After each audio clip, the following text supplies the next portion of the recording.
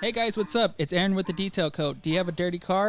Well, reach out to us. We have a few mobile trucks where we can come to you, and we do have a shop as well.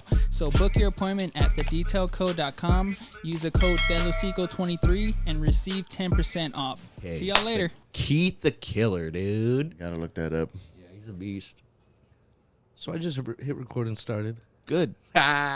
So, what up, everybody? It's your boy Lewsr Lew. It is July 11th. It's the 11th?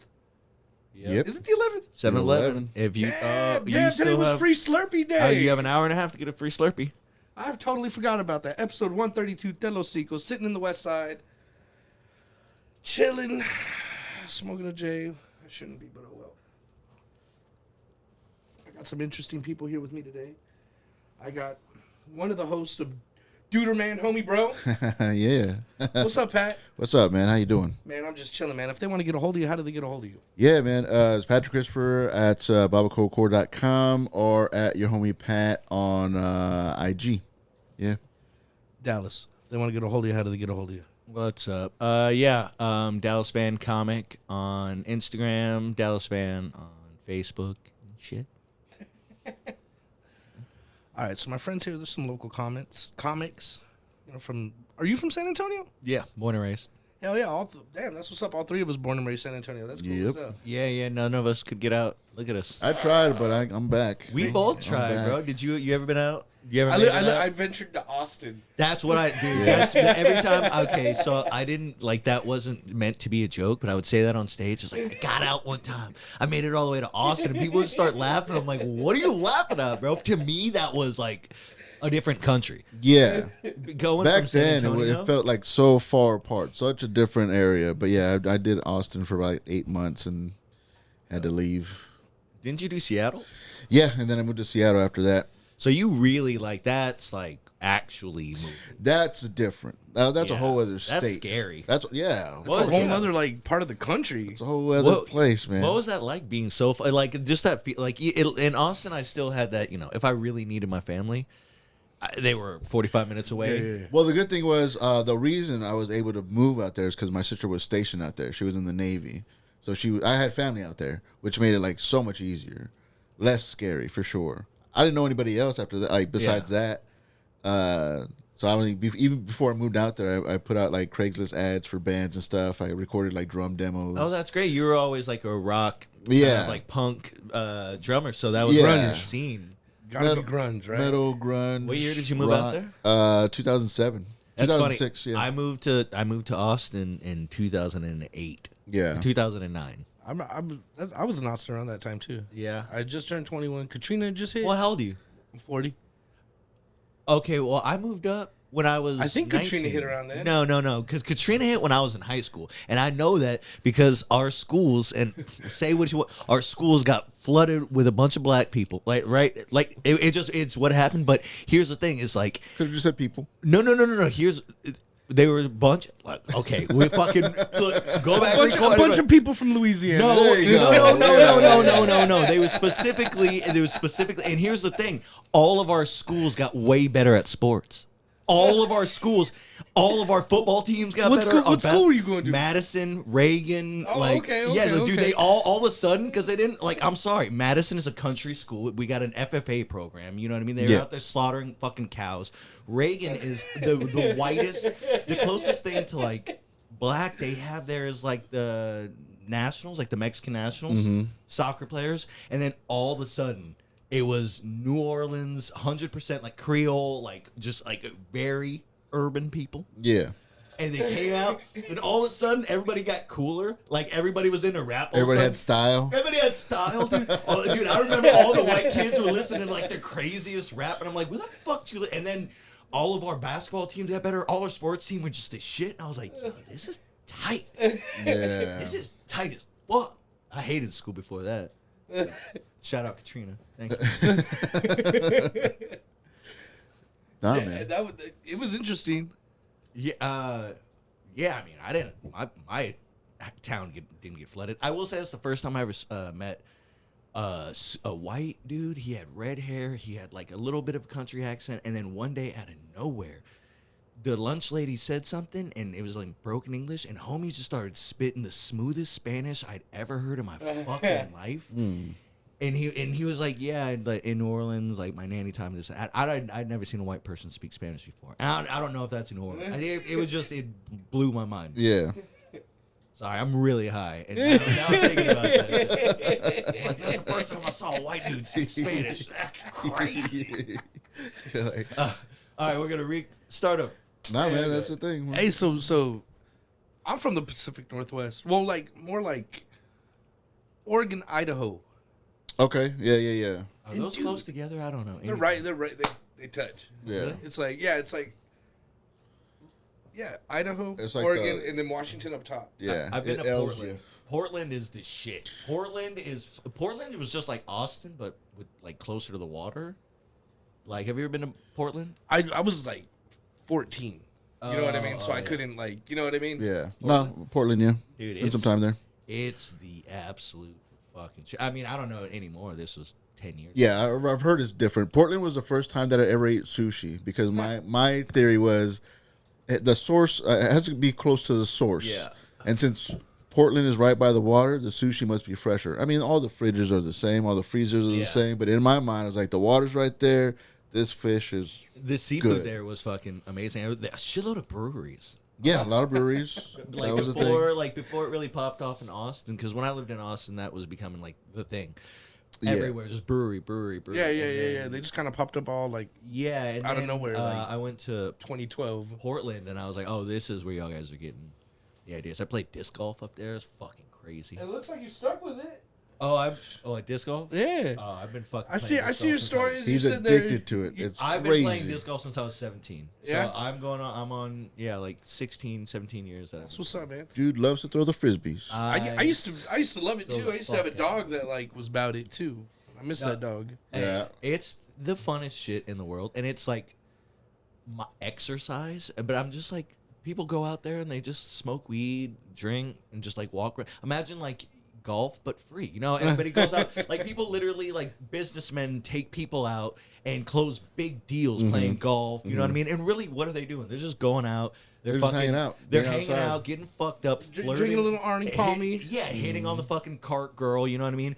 Just imagine we're doing the same thing, just broke. There's no cart girl. We just hit on each other. You know what I mean? Like, what's up, dude? Nice ass. You know what I mean? Like, man shit. And we do that and we just hang out in the woods. And then The discs aren't expensive.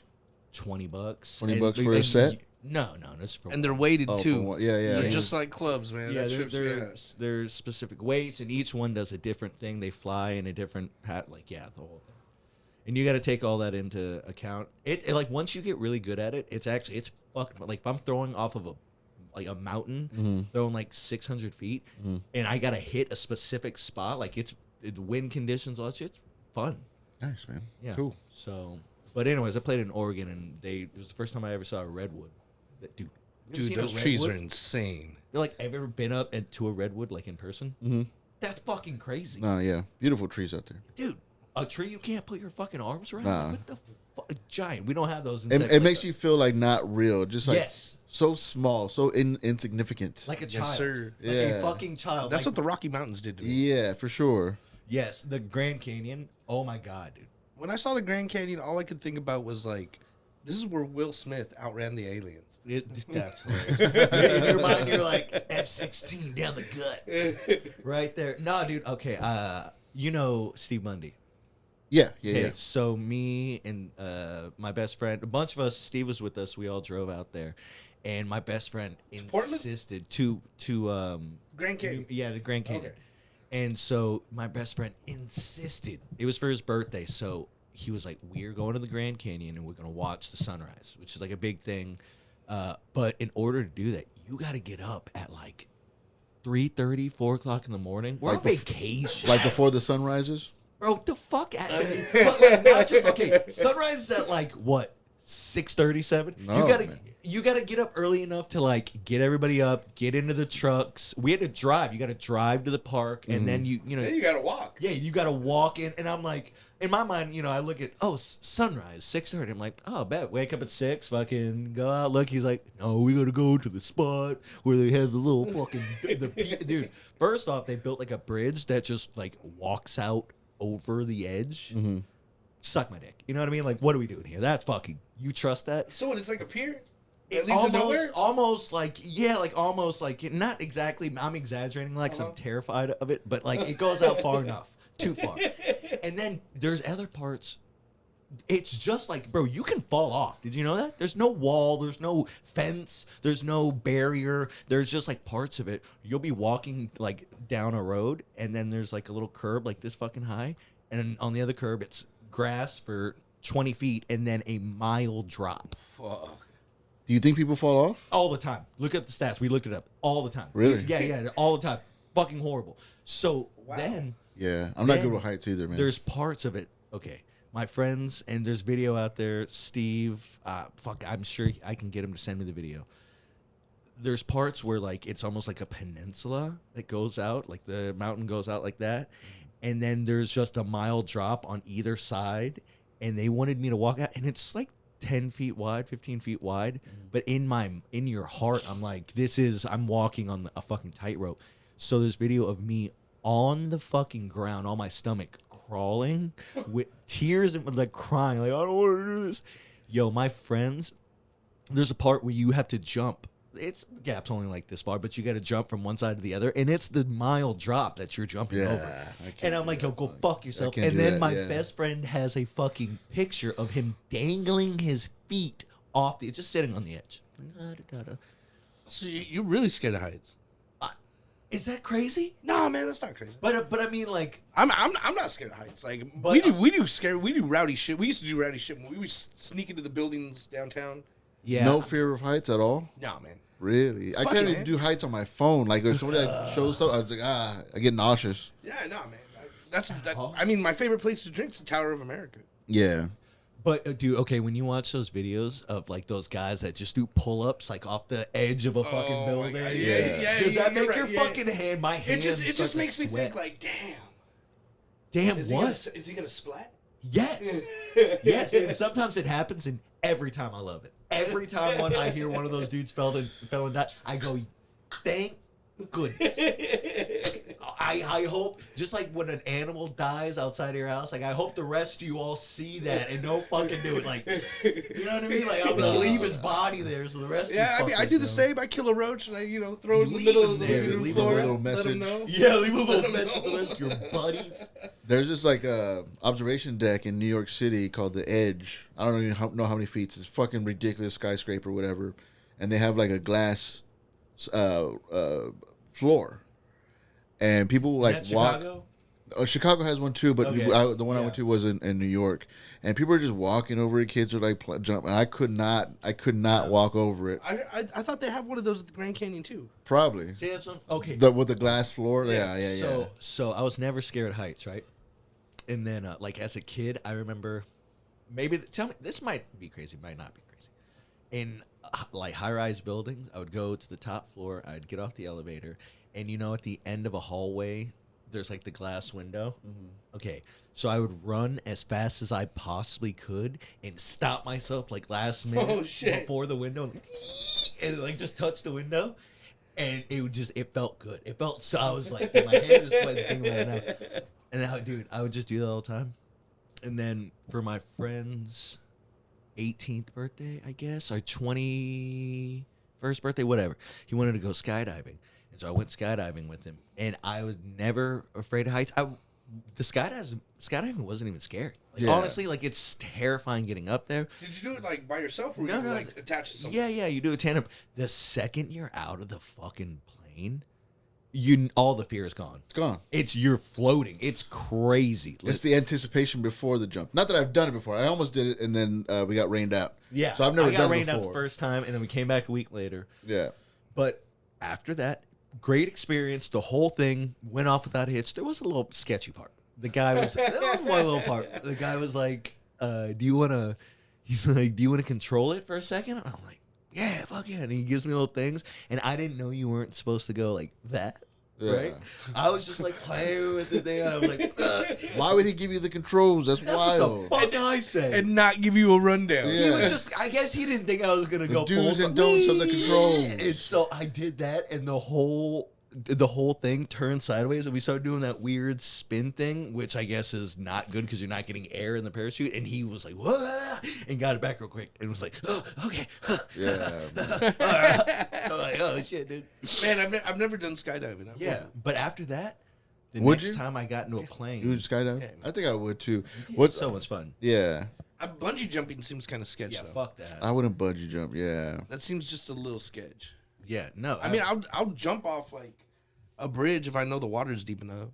Oh, Nah. yeah. There's all that. But see, well, the next time I got in a plane after that, I looked out the window and I was actually like kind of nervous. And now I have this weird fear of heights because I jumped out of a plane. See It did it? like the backwards thing. Yeah, I just have the open air fear of heights. I love flying. And I Yeah. don't mind being like on a tall building, in a tall building. What if I'm about inside. like a little plane?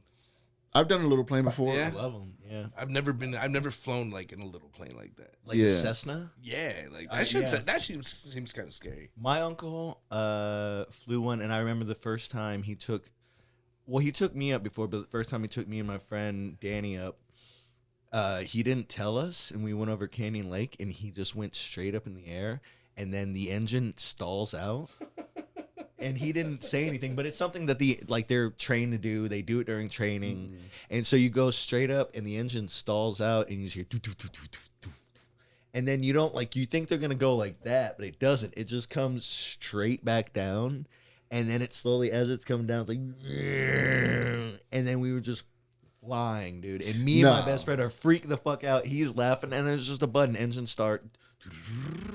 I mean, we were still like 2,000 feet above the water, but to you, 2,000 feet looks like you're right there, but in actuality, it had so much room to fuck around. Yeah, no. Yeah. You ain't about that? Nah, I mean, I've done like a small like Delta plane, like a 70 seater or something like that, but like not a Cessna, not like jumper. Yeah, nothing like that. Yeah. I mean, I would, but I would be fucking pissed off if they did that without telling me. Like, oh, it's gonna stall out. We got it under control. Like, nah, man. Like, you warned me. I don't like surprises. I'm not a big fan of surprises, man. Yeah. No, there was no warning. These motherfuckers just did it. But whatever. Uncle Peter, you were the shit, though. Fuck cancer. Hey, so you're 1/3 of Duderman, homie, bro. Yeah, man. Duderman Homie Bro. That's the podcast I have with Scott Ramos and Jacob Flores. It's just a hang session, really. You know, like when we started it, we're like, we gotta have an identity, we gotta have a plan, we gotta have games, we gotta have like, you know, a purpose. And really, like, man, like when you just hang out with comics, y'all just talk shit. You know, you make fun of whatever new topics or your life or comedy or whatever. And so we just like let the reins go about like it has to be a focused thing, and we're like, oh, we'll just call it a hangout. It's a hangout session, you know. Duderman Homie Bro is like, you know how like when people like you get Facebook reminders like, oh, it's your birthday, it's somebody's birthday, whatever. Yeah. And like people are just so generic with it, you know, like, oh, happy birthday, whatever. So with people that I actually knew, I mean, everybody has like hundreds of Facebook friends that they don't really know. Yeah. But to separate the ones that I don't know to the ones I do know, when it was a real friend's birthday, I would say, happy birthday, Duderman Homie Bro. Because like you're at a different level. Put the extra stank on. Yeah, you're up here, you know. And anybody that like understands me or gets along, like if they laugh at my joke, man, we're my best friend now. You're my best friend now. And rather than saying best friend, I was like, you're my Duderman Homie Bro. Yeah. You know. And so it's just that little silly thing, dude. And it's fun. We've been doing it for 2 years. We're about like 75 episodes in. And yeah, man, it's just something. As a comic, dude, like what it sucks to say, like you have to be big on social media, which I'm really not, and you have to have a podcast to promote yourself or promote shows, or that's just part of the job, I guess. Which is Nah, why man, I I'm totally doing feel so that. fucking bad. What do you mean? I fucking What do you mean? You're funny as hell, bro. Doesn't matter these days, dude. What the fuck? Where have you been? You gotta be extra. You gotta do extra. Yeah. I mean, I totally get that. I mean, you know, I go every Monday. I meet all these different comics, you know, in Austin, trying to do the Kill Tony thing, and like, It is crazy, man. You got to have your identity out there. Yeah, but Yeah. everybody, like I've said this from day one, and I mean, look, first off, I don't know shit. You know what I mean? I'm fucking retarded. But I have noticed that people like are so fucking worried about building a brand. That's the number one thing, and you'll see people like going to Kill Tony, right? That have maybe done stand up 2 times in their lives, like literally 2 or it could be their first time. They have never done it. But if you ask them what their brand is, they have this. They have their brand. Oh, here's my online personality. Here's who I am. Here's my story. Here's my background. Here's this. And it's like, all right, you have a brand with no fucking product. You are literally a human fire fest. Like that is what you are. Like you are glitz and fucking glamour. But wait, let me pay money to go see you do 45 minutes, and it's a bologna fucking sandwich in a white tent. Yeah. It is fucking garbage. Yeah. It is, but nobody cares. Yeah. Nobody thinks about that. The last thing on their mind is like, okay, but when I sell the tickets, am I going to kill?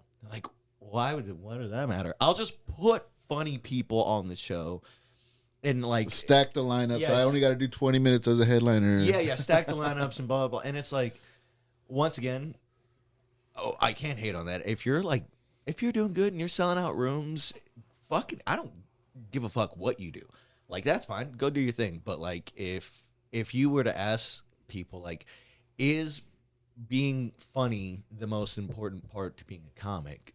That's laughable. That's funny because the answer is absolutely not. Like we were saying earlier, like if that was the case, Dave Attell would have his rightful place. Like he would be selling out fucking world tour stadiums, which I mean he could.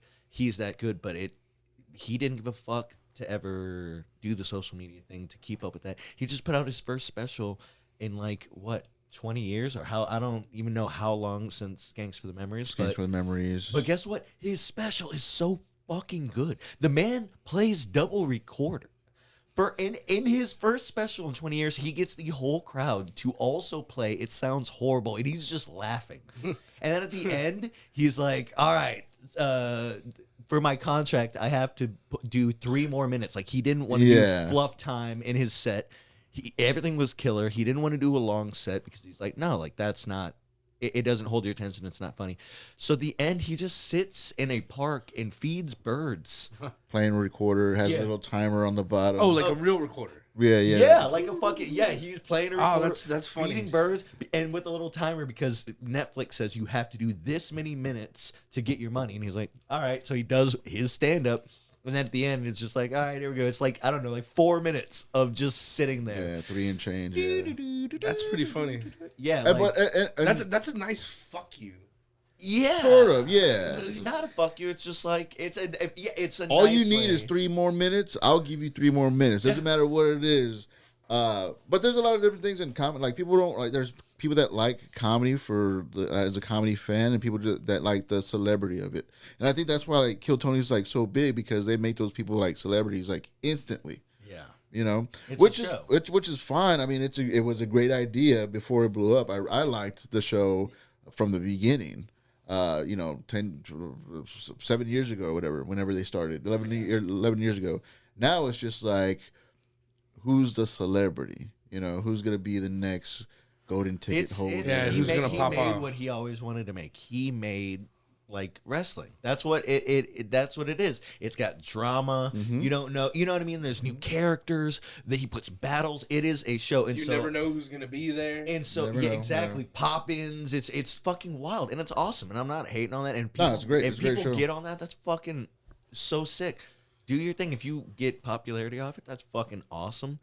But like, I feel like crowds now are a little more geared towards they want like a show in the sense of not sitting down and watching a comic go over like hard worked material that, you know what I mean? Like stuff about their life. We have hecklers now. They want to have a clip. They want to be part of the show, interactive. They want something crazy to go down. They want, you know what I mean? It's like, all right, which is a whole different show than actual like straight up Yeah. comedy show. But that's, I mean, like people just like different stuff. comedy's like more popular now than ever before. Yeah. You know, it's wild. more popular to do it. It's more popular to go to the shows. I mean, every show, doesn't matter what it is, every show at the mothership is sold out. You know, because people don't know what they're gonna get. You know, They're gonna get something quality. They're gonna get something. Gonna get something quality. Yeah. We're basically having like what the Comedy Store was in like the 70s and 80s, right? But with social media. So like imagine what was happening there and how big it got. All of that stuff got out before there was like cell phones and the internet and stuff. It was just people passing around tapes. We all heard about Richard Pryor and Eddie Murphy and all this stuff. So the same thing's happening now, except everybody's got their boosted, phones, it's and it's just turboed. boosted to the whole fucking world. So now the entire world is now people are in on this. Like there are people in fucking Uganda that know who Uncle Lewsr is. Yeah. You know what I mean? Like that is just true. You know what I mean? Mm-hmm. And it's that used to be reserved for fucking Michael Jordan. You know what I mean? Like you had to be Michael Jordan for people in these third world fucking people that were eating flies and mosquitoes. You know what I mean? We're trying to dunk, and now people eating flies and mosquitoes are like, so mosquitoes are weird, huh? You know what I mean? Like it's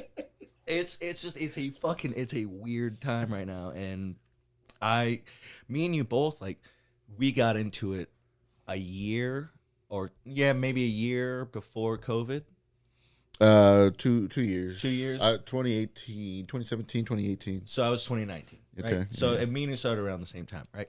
So this wasn't happening then. Not to say that we've been in it a long time. We were just in it before that happened. Yeah. And then during COVID is when Rogan moved to Austin. When the big change, when And the big then- shift happened. And then Texas, we were the first ones. LOL and Houston, we were the first ones to be like, look, we're doing shows. We're open. We're just doing it. And then Rogan came, other people started coming, and then he opened the club. So that boost happened like right in front of our eyes. But it's this weird thing of like, I'm still kind of getting used to it. Like it's weird. It's weird to be like, oh, Austin is the new LA or New York. Like that's the place to go. And it's like, There's so many It's just- celebrities in Austin now. It's just so rowdy. Sitting in that line, I've met comics from like Ohio. Yeah. You know what I fucking mean? Belgium. They you know what I yeah, mean? they come down Australia, here. like Yeah, everywhere. Everyone's trying to like get on it and do it.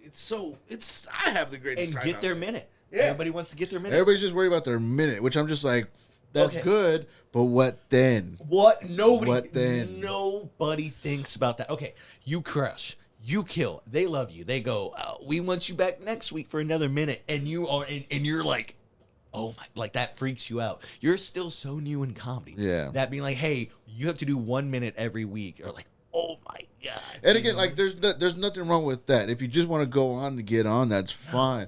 But like there's on the list, there's a small percentage of actual comics that like that can get, a career out of this. Yeah. Maybe if it hits just right, your numbers could go up. You could go on the road, all that stuff.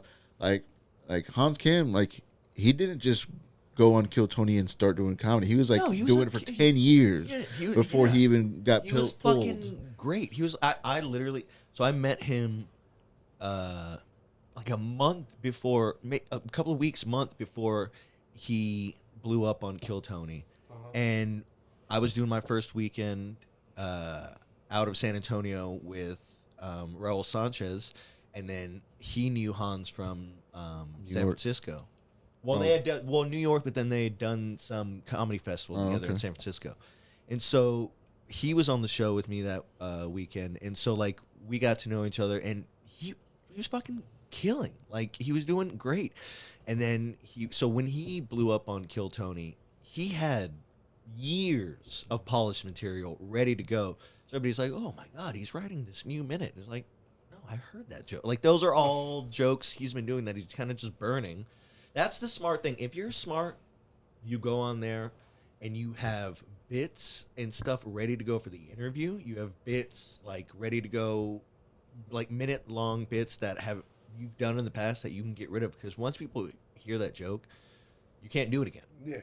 You're not going to go do that in a club and be like, Yeah, that's the joke we heard you do on Kill Tony. It's like, yeah, it's burned. I Any was joke- lucky enough to do Kill Tony 6 years ago. My episode only has like 5,000. I still do the jokes that I did on Kill Tony 6 years ago. Why'd you say that? You just burned yourself, dude. They're a whole lot better now. But even if I did go, because I go to Austin there like at least once a month to try to get on. Yeah, I would still do that minute. Yeah, we almost got fucking stabbed by crackheads in the Yeah, alley. dude, just trying to take a picture. You can't, Get out of my home. you can't do that, man. Yeah, for sure I would. For sure I would. It's not like I put it on a special. No, but I'm saying if you did that minute on Kill Tony, Yeah, and it blows up, yeah, goes viral, yeah. you're doing that joke in your act.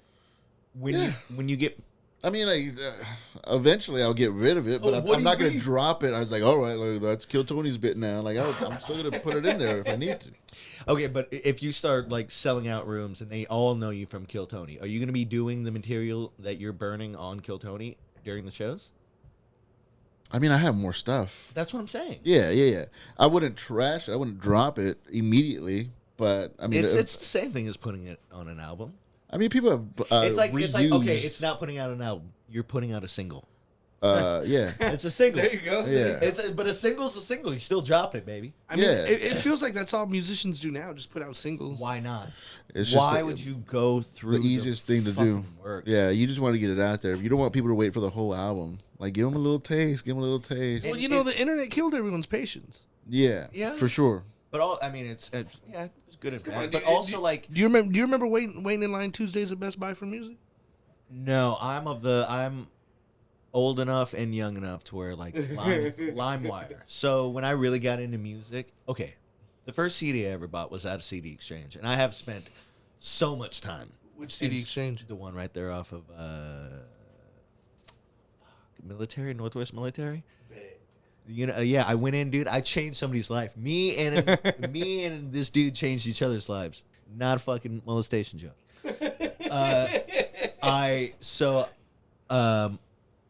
I loved classic rock as a kid, right?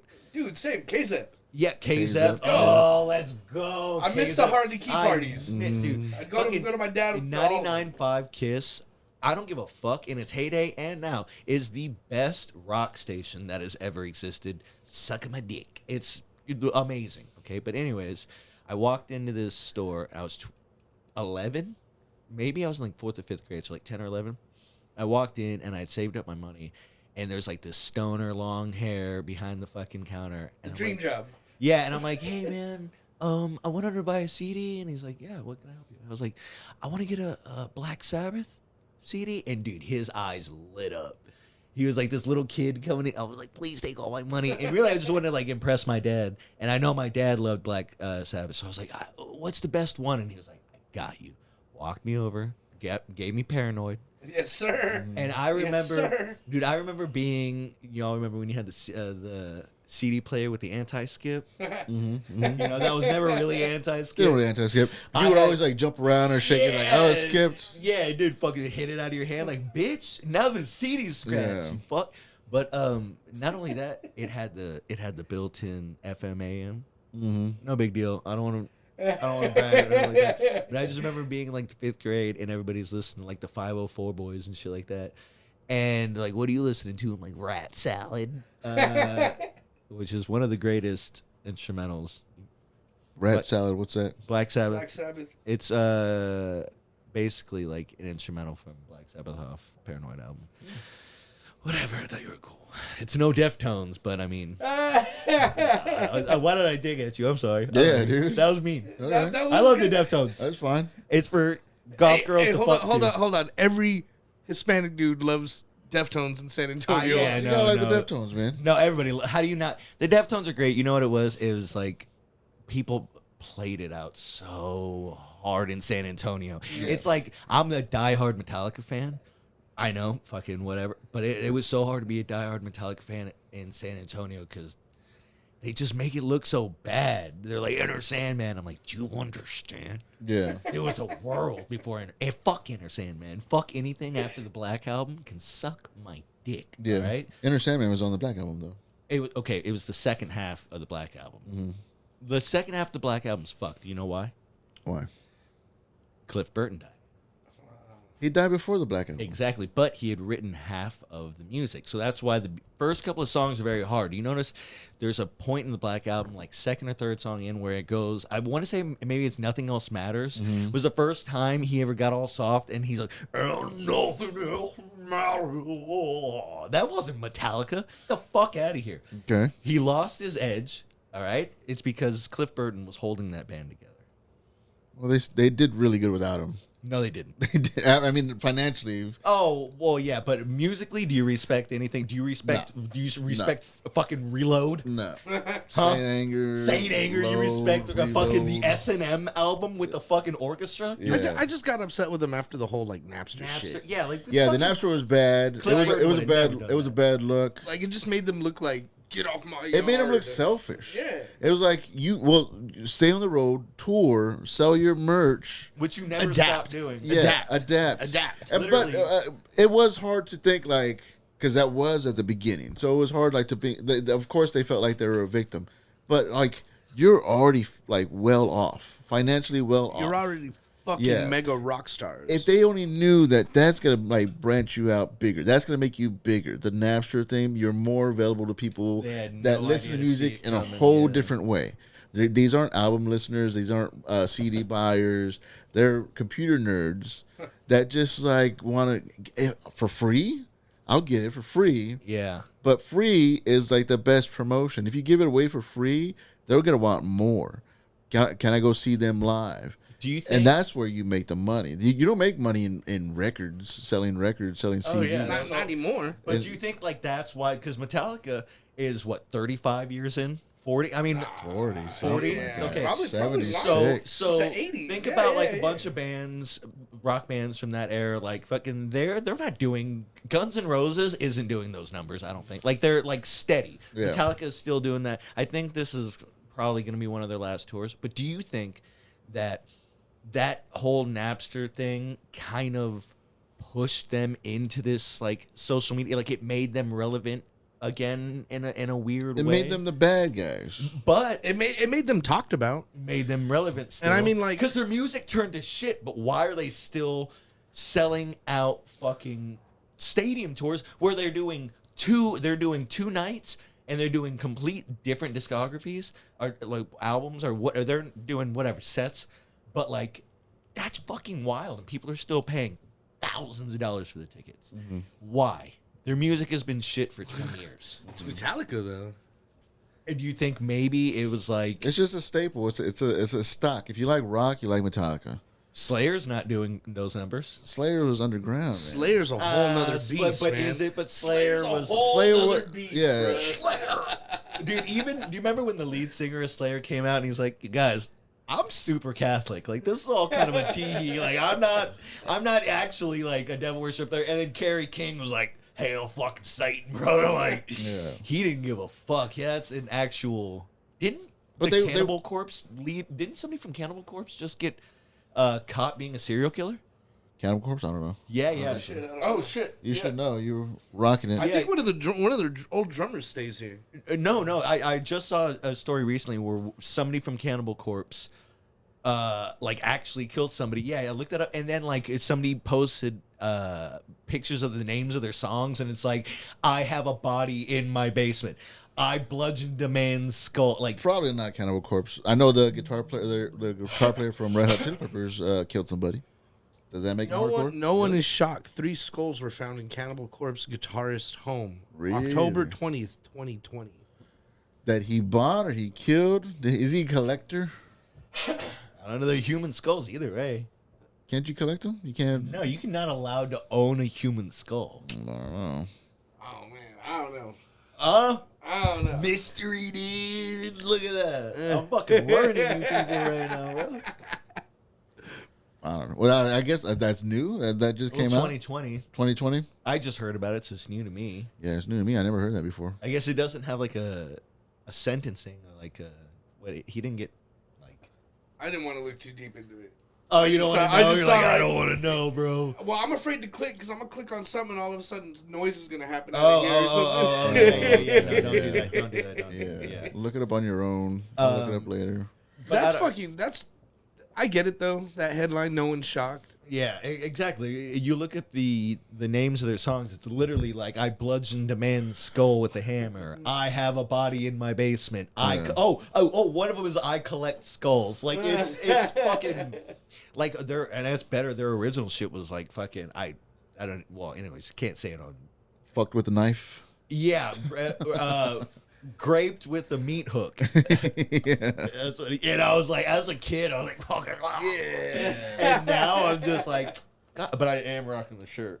This is I mean, that was the thing that you had to do. You had to have like this danger aspect to it. You had to have, like figure out a way to sell it. Because like with Slayer, the whole devil like image is because like that's what they had to go with because they weren't going to be played on the radio. Yeah, they're not radio friendly, and that's what made them kind of like. Good, people wanted like their own like little secret thing. Oh, Seasons of the Abyss. I just thought it was cool they were on Ace Ventura. Well, that's Cannibal Corpse. Yeah. Oh, but Slayer. So Slayer, isn't it crazy that they actually had one radio? Radio hit. Yeah, they would play it on 99.5. And well, I mean, it's bound to happen with that much music. Raining Blood is an actual, like, I've seen it in South Park. I've seen it in... I mean, that wasn't... I think they got a big... with X Games. X Games put Slayer, I would think... But it was probably Raining Blood? Yeah, I think so. But it... Guitar Hero? No, I don't know about Guitar Hero, but like 99.9% of Raining Blood was on a lot of ESPN, a lot of like clips or like best of would use music like that, like from Slayer. Dude, X Games. There was an episode of SpongeBob. Jeevan will know this. We could call it right now. He would be able to tell us the exact episode number and name because he's fucking goofy. But there's an episode of SpongeBob where SpongeBob does extreme sports with Sandy. And the whole thing is him like doing these extreme sports, and every time he's doing something, it plays fucking, oh my God, Dimebag Darrell. Why am I slipping? Pantera? It plays Pantera. You're like one of the newer Pantera. Now Pantera, even the newer shit was still amazing. Pantera was great. Up until the day. Did you ever see him live?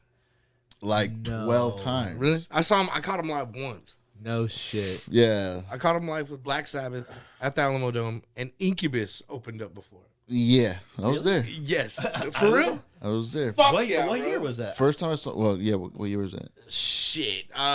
It was before Science came out. That Incubus album. So I'm gonna say like Science maybe was awesome. Yeah, Science right? was like the best record Incubus fucking. They were had. still touring on that Fungus Among Us album. Yeah, but Like that's was, what they were touring off on the time. So that's Yeah. that.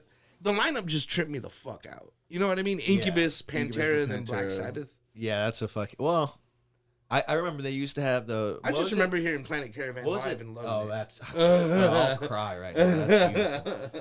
But what was that festival that used to come through San Antonio? Ozfest? Was it Sound? No, the other one, Sounds of the Underground. they never came to San Antonio. I had to go to Corpus to see them. Sounds of the No. Underground. There was a Sounds of the Underground there here with was Lamb another of God. one. No. I got my fucking rib broken in a wall of death. There was.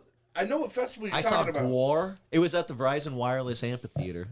Oh shit. War? Yeah, I saw fucking Gwar. That was crazy. They brought out. This is before PC culture fucking existed. They brought out George Bush at one time. I guess he was still, and they like chopped his like head off or something like that. Man. The Pope came out. And he was like Yep. diddling kids, and then they shit. slit his chest open, and then the song started. And as he opened up his arms, it was spraying fucking blood everywhere. And then they bring out, a mentally fucking retarded kid, and he's on this gurney, and he's like, I look gore, and they're like, shut up, and they go up and they rip his arms off one at a time, blood spraying, and then they leave one arm and he won't stop jerking off, and they're like, oh, this fucking kid. So they go up and they rip his dick off, and his dick starts shooting blood. And you know, if you've been to a Gwar show, you know. Yeah, man. So the whole front row was getting sprayed with white and red mist out of his dick, and he was like, oh, the Gwar, like just spraying. Kids are loving it, and I try to explain that to people now. I'm like, a Gwar show. If you didn't see it, the guy died, right? Yeah. They're still touring, but Oderus died drug overdose. Probably about 10 years ago. Something You don't like that. say. Yeah, dude. Those were crazy to go. Dude, but to see him at the Verizon, it's all right. I saw him at like White Rabbit Fuck. in a small yeah, intimate yeah. thing. Everybody's getting soaked. You walk in, they have like plastic covering, like a Gallagher show, like they have plastic covering Everybody over would the go- soundboard. They would wear white. Everybody's wearing white. It was great, man. I've seen Gore a bunch of times too. They're actually, I mean, for like their theater stuff, they're great fucking musicians. So here's the thing I've never known about them. You might know more about this. Are they like a band in the sense like Snarky Puppy or something like that, where it's like the name is there, but they get new musicians? Maybe they have like a core, yeah, there's small core, but it's just studio music, like really good musicians. Yeah, there's like 4 different people that play like Balzac or Beefcake. Yeah. Oh, there's only one odorist, but they have like the old bass player. Like one of the old bass players is now the front man for Okay. Gore. You think kids find that out and freak out like Santa Claus? You know, like, oh my God, what do you mean? Nah, He's man. not real. You could It's just a dude in a suit. you could go on YouTube and like they'll play like Gorbecue or something like that without like just raw, just without the stuff. They're just going out there playing the music, a bunch of old dudes. Yeah. Just fucking Unplugged. Yeah. Unmasked. Bring back Quar. the bomb. Quar unmasked. It's just Yeah. them sitting there. I would love to see them Oh, play yeah, an it's- instrumental set. It's great. It's not instrumental, No, so it's but not can you unplugged. imagine Quar doing an unmasked and it's them with instrumental? Yeah. Y'all guys, okay, off. They have Top. they have a side band called X Cops, and they just brought that back. X Cops, they only have one album out. It's fucking amazing. Is it like dude. is it metal? It's metal, yeah. And I mean, it's a spoof thing, but Yeah. like it's just like they're all dressed up as cops, and like they play like in fucking dirty metals. They have like different characters and stuff, like Dude. War, less blood, but still with the theatrics. I'd be down. This is you just when we're talking about metal unplugged. Do y'all remember? I don't know if Sepultura did a whole album, but I remember hearing a couple of like songs where it was just them with acoustics. Maybe it was just like, They would do that like on. dude, it had like a jungle sort of because they're It sounds like Brazil. you're talking about like a. Brazil. There was that one album they did with like I want to say Ross Robinson. No, it was just Yeah. one song. They I did a few forget of what those. album. Whatever But Bloody Roots their was whole on. their whole this is what I'm talking What about. album was Bloody Roots on? Roots. Oh, I'm high. All right, all right. Well, What they, album they have was like that all on? those drums. Their sound totally changed. Yeah. Like for that album. Yeah. Dude, that's so epic. And then just like that scream. Nah, man. When I think of them, Oh, I think about like their old shit, where like Jello Biafra is like doing their music. You know what I mean? Like Yeah. that Chaos AD shit. oh yeah. Now that, yeah, man. That, Dude, I there was so many. I remember my stepdad got me super into like metal and punk, and like that's why I was talking with a buddy the other day. The reason I like dubstep now is because I love death metal, right? So I love breakdowns, right? I loved hip hop. My stepdad showed me like Ghostface Killah and Wu-Tang Clan when I was like fucking 8, 9 years old. So I love like hip hop stuff, and then almost every person that's old enough to really have been there when dubstep got started. If you heard Prodigy Fat of the Land, oh fuck yeah. if you heard Prodigy Fat of the Land when it came out, Yeah. now I'm not talking about when it was in movies later, Smack My Bitch Up, but I'm talking about you were there for fucking Diesel Power. Like, are you on the ground level and you were like, this is music? And it's like, it's a band, but they're like, it's like electronic. noise, yeah. It's all So- electronic stuff. It's yeah. all electronic, but they have a real band and stuff like so. You could still respect it. You're like, oh, they're the real musicians, but it's like they have a DJ. But then once I heard like bass nectar and like all this, like the first time I heard a wub, it's everything. It's the breakdown of metal. It's got that hip hop like flow to it or whatever, and then that electronic, weird, just out there can do anything sounds. I'm like, oh, this is everything together. Like I just fuck with this, but like.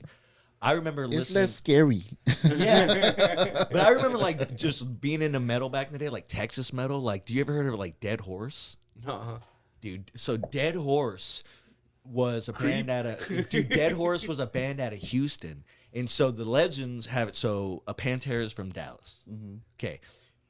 Dead Horse was out of Houston, and they were basically like the same. They're fucking sick, right? The same kind of music, same level, and they were getting the same popularity. And there was a contest to see who was the winner got an album deal. And Dead Horse and Pantera made it to the finals, and Pantera won and got the deal. And Dead Horse, I mean, I don't know if they're still doing anything, but look it up if you like that type of shit. Like Dead Horse is a Texas band that's just fucking like kind of thrash metal, like. Skater rock shit. Mm-hmm. Oh, I loved it. I could talk about fucking old music with y'all guys all day. It's crazy how like Pantera used to be like a hair metal band when they first started off, like right before that California. high voice. They were like, And then they just popped off as just like metal. and then just like got more metal and stuff. Just the heavy. The Abbott brothers they got changed balder, it. metaler. Yeah, man. Dude, the way they got in the pocket together, like brothers, like you could really. They were brothers. Yeah, The Abbott I know, brothers. but it's like Brothers. but no, I know that, but I'm saying it's weird. It's like see it. I mean, how many brothers? What do we have? Van Halen, were they brother? Yeah, the bass player, I think the drummer and the guitar player were brothers. Yeah, like you have stuff like that. Like you have like ZZ Top. ZZ Top. They were all brothers. Yeah, They like weren't brothers. No. ZZ Top? cousins. Weren't they brothers? No, I think one was a I thought they were cousin. all brothers. I thought one was a cousin. No, I don't know. I don't think they're brothers. I thought they were related somehow. I know. Yeah, the only yeah, thing I know about ZZ Top is the one that the drummer was named Beard, and he's the only one that didn't have a beard. Yeah. That's the only Yeah, that was that. trivial information I have about ZZ Top. I don't think they were brothers though. But Dude, that was a tough look being I thought it into was. being into ZZ Top in the 5th grade. dude, You know what I funny. mean? Like fucking Lagrange. yeah, I couldn't get into it back then. I like them now, but Yeah. Bill and Dave White are brothers. really, Yeah. And I thought one of them was a cousin. Isn't the other one a cousin?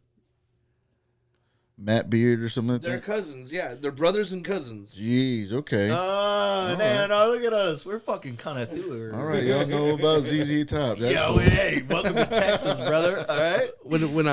When I was younger, I was on a. Do you remember Street Teams? Yeah, I was on the Roadrunner Records Street Team. yeah, okay. That shit was baller. Like, Yeah, I signed up for that. I never did any work. I didn't. Oh, I just got a bunch of stickers. Street team. bro, they would let me like anytime. Like, I remember when Slipknot came, they came to Tejano, Texas, like off Tesla Road, and like. I got drunk with Paul. He gave me beer when I was like 16. Yeah. And then I went to CCD classes at Prince of Peace and then came back. Yeah, that was rad, dude. I remember seeing. I saw the first Slipknot album at a Hot Topic. Hell yeah. When they had that panel, like pick your CD that you want to listen to, and I just like seeing it, like when they're all like in the gang Is that Ohio? pose. Was that No, it's the No, subtitle. it was the first one. The subtitle came out like in '94. You think in Iowa? Iowa? Iowa I was was their never second one. super into Slipknot, but like I always respected them. The first two albums, I was a fan of Ross Robinson. Anything that Ross Robinson produces, I'm a huge fan of. So he produced the first two Slipknots. But like the first time I just saw it, and I used to buy albums like that. Like if the cover looked cool, I'm gonna check it out. Bro, like we all did that. That's what I shit. did. Like at CD Exchange, I would just go like, oh, that's cool. Let me go take it to the player. But I remember like hitting the play, and I was just like, I'm listening. I was like, dude, my homies are gonna fucking love this shit, dude. That feeling when you knew you had a banger back in the day. When it's like now, you'll find a, like going through YouTube Music, whatever you find something and just shoot it to your friend real quick. Yeah. Boom. Back in the day, you had to sit on that shit. You Like, had to whoa, wait, you're on the you're like- bus. You're like, I'm gonna get to school burning people a CD. If I burned you a fucking CD, bro. Burning CDs. And If I I burned did you a CDs. playlist. And not only did I burn you a CD, no repeats. Oh yeah. I didn't use anything that I had used on any other CD I'd ever made you, bro. Write you down might the as bands. all that shit. you fucking think I'm putting the name? If I put the names on it, Yeah. bro, you might as well kiss me. Like, well, we're fucking dating. If I And gave you better one of the- sit down and read everything I wrote. And I'm going to quiz you tomorrow. Yeah, you remember when you felt all cool and they had the little mini discs, Yeah. I remember those. and then you realized they only burned like 2 songs. Yeah. But yeah, man, like you don't have that feeling no more. Like discovering a new band, like even when I discovered a new band, like on Spotify, it doesn't have that same thing. It doesn't have that same like oomph. Like finding a CD at CD Exchange or finding that Slipknot, hearing Slipknot for the first time, standing in a Hot Topic. Yeah. I'm just like, damn, dude. Like you remember where you were when you discover these things. I get that now. Just trying to like reach into other genres of music. So like I spend most of my time like I told you not recently, maybe a year or two ago, like I went through a big like French jazz and like Japanese jazz, just like getting out of what my usual comfort zone was, and like just going through that, and you're like, oh shit, there's all these old 1970s like British jazz composers and all this shit, and it's so fucking funky. And then you start listening to it, and you're like, oh my god, that's where Nas sampled this. That's where Wu-Tang sampled this. And you're like, oh fuck this. Like, I'm discovering what they discovered. Yeah, what they knew about. When they were trying to tell us about. And then I'm discovering the real thing, and I'm like, so I went through that, and then it leads me into newer things. So reaching out into different genres and stuff like that is now giving me that feeling. So like Bad Bad Not Good. Yeah. Oh, they're super dope. Love Bad Bad Not Good. Don't they have like an album with Ghostface? Ghostface Sour Yeah, Soul. yeah. So Bad Bad Not Good is so amazing. In Portland, I went. Me and my ex were up there with her family, and we were just flipping through the newspaper. What are we gonna do tonight? We were just looking through Ghostface Killer, Bad Bad Not Good opening up. It was like $30 for the tickets. We're like, fucking, let's go. We go. Deltron 33rd opens up the show. It's a fucking dude. Deltron. So that's a party. We're grooving, and then Bad Bad Not Good goes on. They murder, right? And then they get off, and we're waiting 20 minutes, 30 minutes, 45 minutes. We're waiting for Ghostface to come on. They come back out, and they're like, hey guys, I'm sorry. We don't know what's going on. He's not here. He's not answering. He's just not. And they're like, but we know y'all guys are here, so we're just going to play for another hour. Half the crowd like, fuck it, boo. I mean, they're there to see Ghostface Killer and these three white kids from New York, like, all right, we're going to play some jazz for you. Mm-hmm. We were furious, and they left. And then the people that stayed, that was the most hype fucking jazz show I saw people crowd surfing in a jazz show. It was wild, bro. It was crazy. But, like, they are amazing, and I didn't listen to them for a while, and recently the new album they put out, I listened to it like twice a day for like a month now. It's called Chaos, like Mind Chaos or something like that. Dude, it's so fucking good. But it's like that sort of like, it's these younger kids are doing something different with jazz. They're like infusing it. It's like got older flavors of like traditional jazz, and then like this Latin feel to it. And then they use like the electronic 808, so they'll have like bass drops on it and stuff like that, but in jazz. And it's like, bro, this meant like this blending of fucking. I mean, that's all there's left to do is just like combine genres, combine like different techniques. The 808 don't belong in jazz, but they put it in jazz. Yeah. Because that's all it is. Like, you got to recreate something because like everything's been done already. We did the same thing with food. You know what fusion. I mean? Everything's fusion. Yeah, remember everything. I'm telling you, internet killed everything. Well, and now look at people. They say by and it was just like there's nothing original. There's gonna be beige people. It's gonna be just beige people. Everybody's fucking. It used to be like nobody fucking. Now like all the races. What do you mean? We're not even gonna be color. We're just gonna be plastic. Exactly. That's what I'm saying. It's just gonna be just this like everybody's gonna look the same. We're just gonna fuse. It always like it bothers me when like people don't like respect like old music. Like when people don't like the Beatles.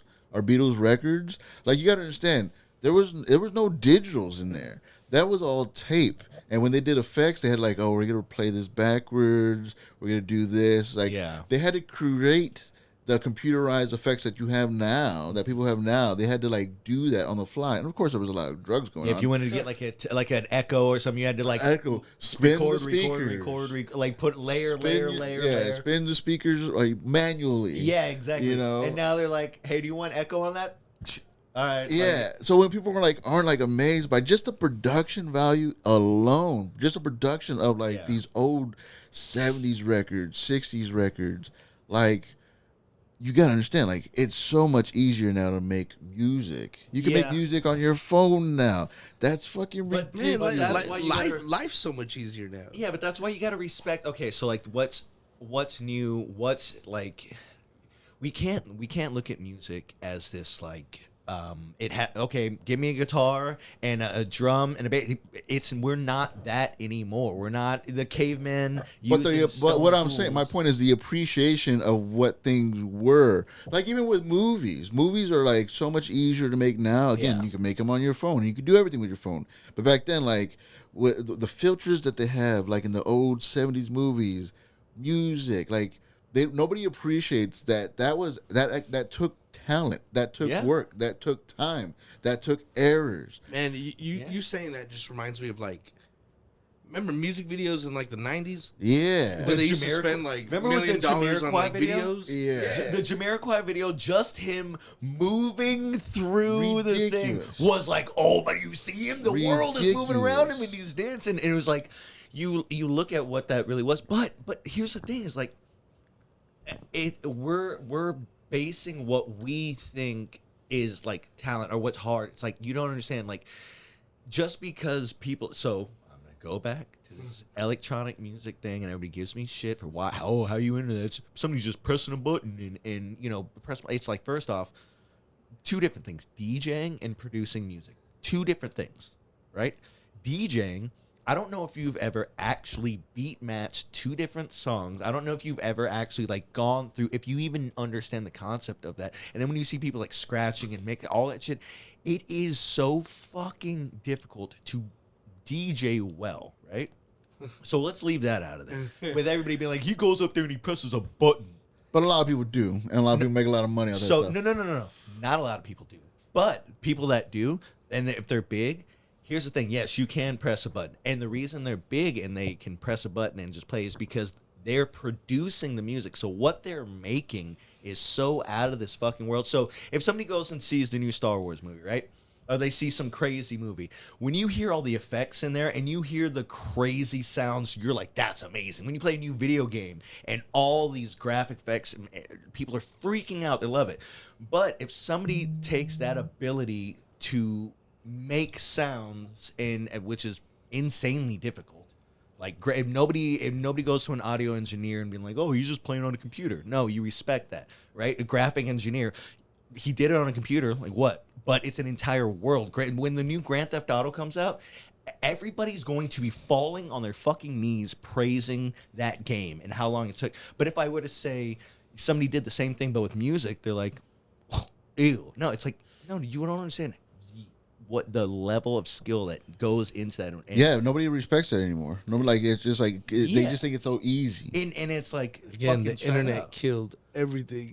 Yeah, but like so I think it's just like, we should have an appreciation when I see someone make a work, when I see a fucking African throat singer shit or whatever, Nordic fucking, like all this crazy shit. I'm like, okay, I don't like it, but I understand the difficulty that it went into doing what this person's doing. That's analog talent. Like, that's actual talent. And I think that from a person, produced from a person. But like, here's the thing is like, I like that. I've never heard that analog talent. Yeah. But once again, like, just because someone uses a computer doesn't mean what they're doing. So I mean, we send people into fucking space, satellites.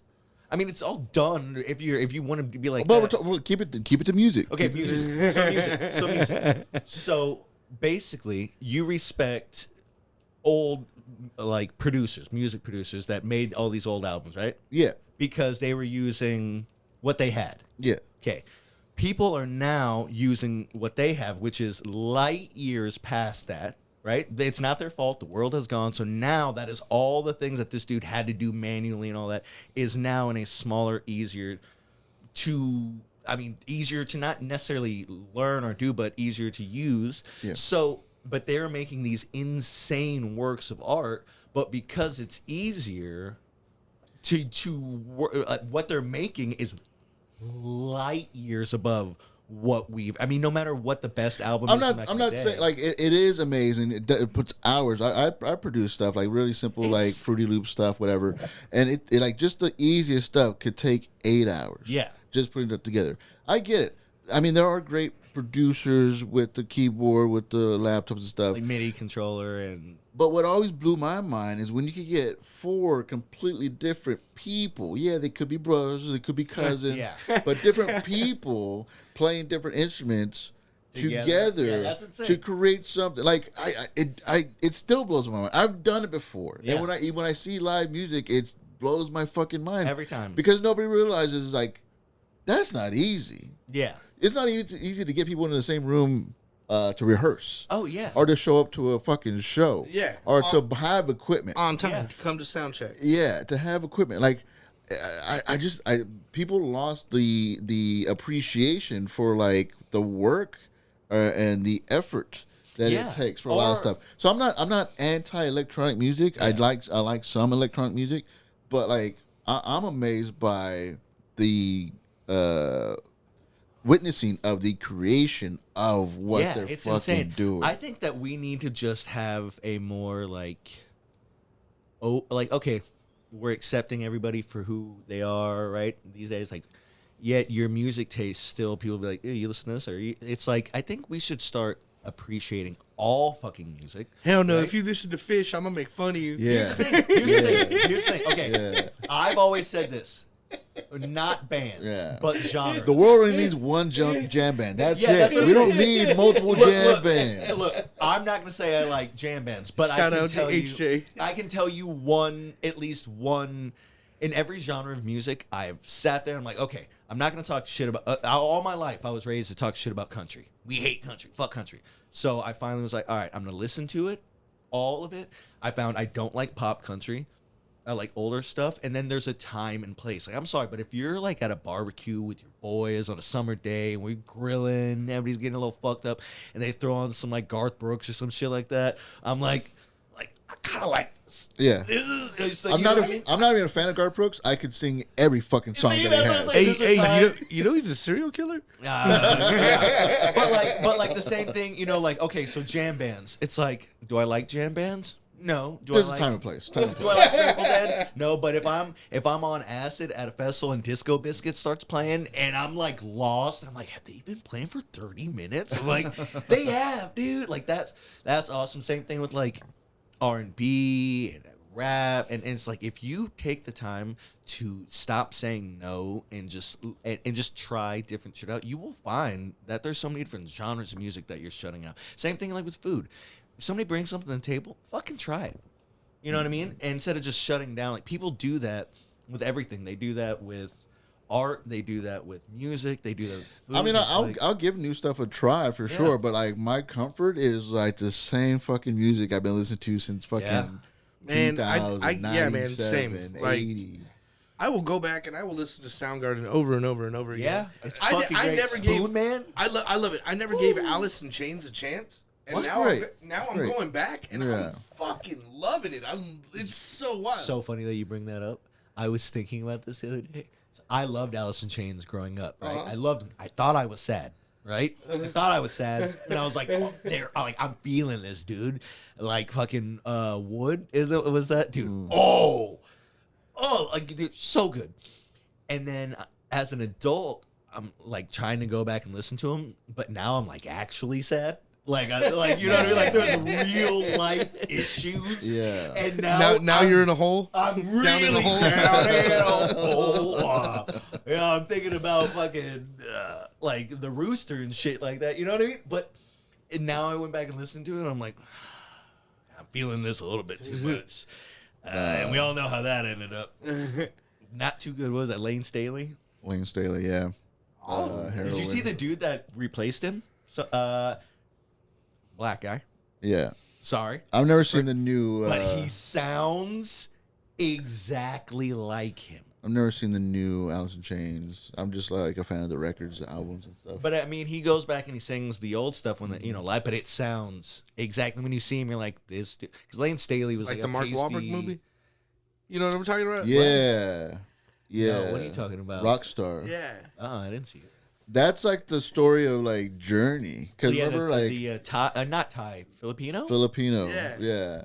He was like in a Journey cover band, or like in a karaoke bar or something like that. Karaoke bar, yeah. And the guy got throat cancer.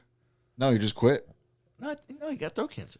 In the movie, he just quit. In Journey, he just quit. I don't know who has throat cancer. In Journey, I thought the lead singer got throat cancer. Steve Perry. I thought that was Aerosmith. That's Steve Tyler. Yeah, that's Steve Tyler. And Joe Perry. I knew. I always got that one mixed up, and I was like, wait. Let me shift gears a little bit. Yeah, dude. What's Hot Damn? Hot Damn? Oh, my comedy show? Yeah. Well, Hot Damn. Well, by the time this comes out, we did a show Friday. Hot Damn. One of my favorite metalcore bands is called Every Time I Die. they're one of my favorite albums of theirs is called Hot Damn. So I just started a comedy show. Aren't they from here? From Buffalo. Oh, okay. Buffalo, New York. So when I started a comedy show and finding a name for it, I was like, oh, I'll call it Hot Damn, because I'm bringing some of the funniest comics from all around Texas, from Houston, Austin. We got some San Antonio representation.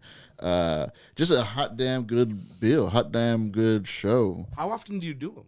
It's gonna be once a month. I'm gonna be taking a break from that. This is gonna be my third one, and then I'm just gonna figure some stuff out. But that's where I got the hot damn title from. Was from Every Time I Die, their second album, Hot Damn. It always comes back to music. It's all music. My last show that I had was named Fantastic Damage. That's LP's first solo record. LP, the guy that from like LP, like from Run Your Jewels. Yeah. Oh, shit. Yeah. So that's where I got that title. So anytime I name a show, I'm like, I always want to like put some music representation in it, you know. Yeah, I feel that. Fantastic Damage. That's a fucking great name because that was a storytelling show, and the thing behind that was like, I want you to tell a story about something that's embarrassing, something painful, something sad that you can laugh about now. You know, Fantastic Damage. Oh shit! I'm gonna steal the show idea, but I'm gonna call it Paranoid. There you go. Like the album, Black Sabbath. There you go. There you go. Yeah, hell yeah. Fucking Paranoid. Yeah, Rat Salad. Dude, oh, dude. Hey, well, Pat, do you have any shows coming up? By the time this comes out, no, man, just what sucks about booking is that everything's like pretty last minute.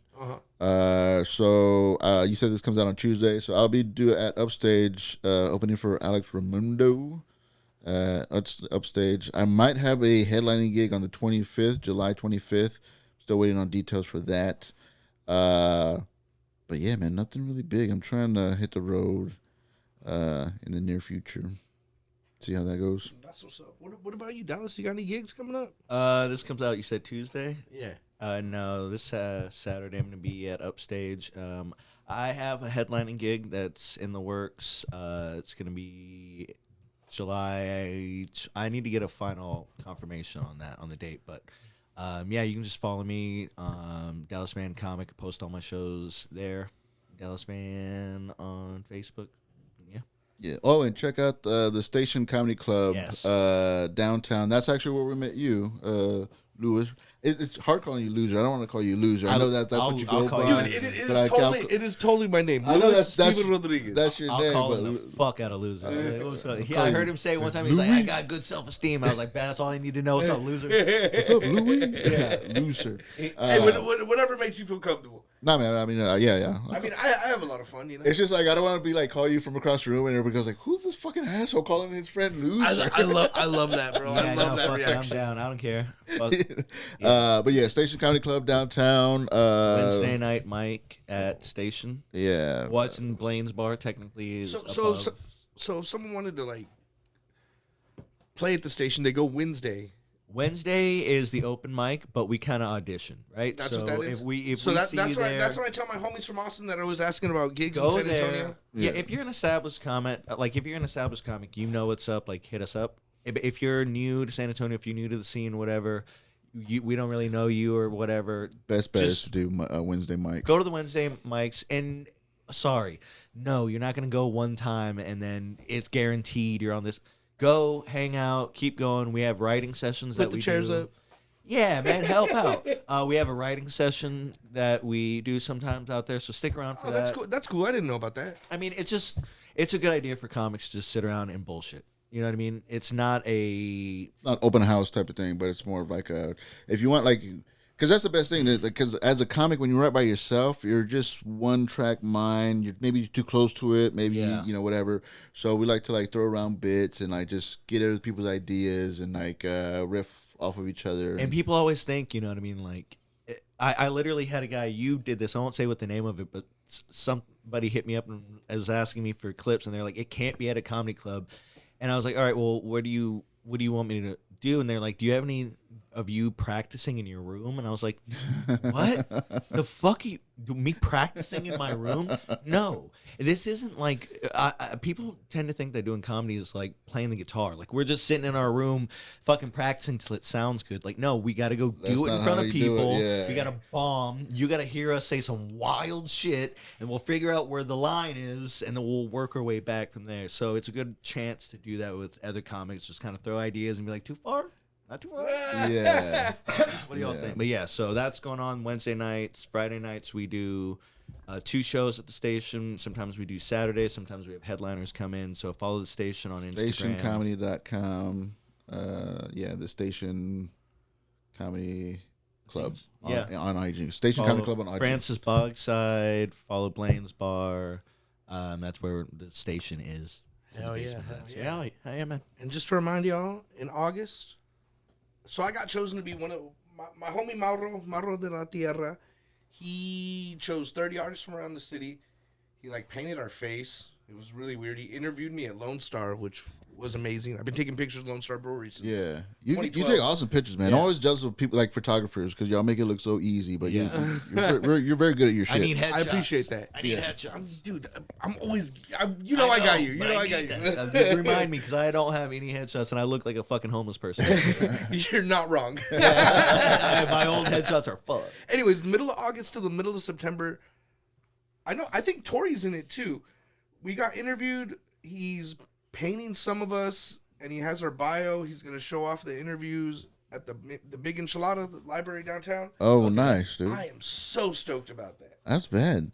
That validates you and shit. You know, like when you have opportunities like that, that's like, I'm doing something. Man, I've been doing this for 20 years. Right. Right. And man, this is gonna happen like this weekend, which I'm really excited about. I'm showing in Corpus Christi, Texas. Shout out Produce Studios. Shout out Tommy Thumbs. Man, Lewsr.com. I love y'all. Stay out of trouble. Thanks, man. Peace.